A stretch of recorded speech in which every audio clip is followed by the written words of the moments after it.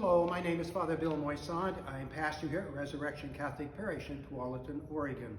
Today we'll take a few minutes to reflect upon another one of our parish icons written through the hand of our parish iconographer, Mary Caslamides. This icon, as we can see, depicts what is traditionally referred to as the Annunciation.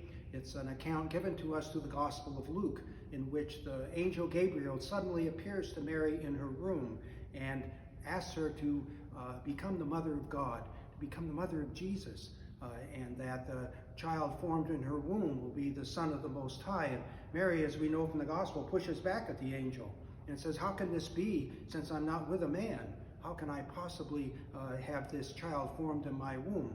And Gabriel explains that she will be overshadowed by the power of the Holy Spirit, and that the child formed in her womb will be the Son of God, the Son of the Most High. Mary, at this point, Bible scholars say, is probably about 14 or 15 years old. She's a very young woman, and this would mystify her. It wouldn't make much sense to her. She wouldn't have the language or the concepts to understand exactly what is the angel asking her to do and to be. The early church later, looking back on this event, will develop language and concepts in which to talk about it.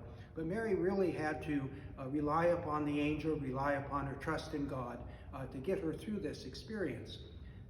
In the icon, Mary is in a position of humility and obedience, and that is how she is depicted in the gospel.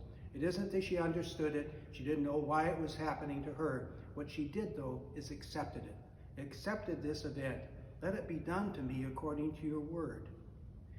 Today we celebrate the feast of Our Lady of Fatima. At Mass today, this is the gospel that we read, the gospel depicting the Annunciation. And it is given to us in the liturgy because Mary, who we see in the event of the Annunciation, is the same Mary who appears to these three little children in 1917 out in the countryside of Portugal. She then is coming to them, asking them to trust her. Even though they wouldn't understand it, they wouldn't know why this was happening to them, and they were just little kids, that she asked them to become evangelizers, to go out and speak what she is telling them, and that is for the world to be converted, for people to turn their hearts back to the Lord and to begin praying more, especially using the rosary as a method of prayer. And so the children did that, even though it was very difficult for them.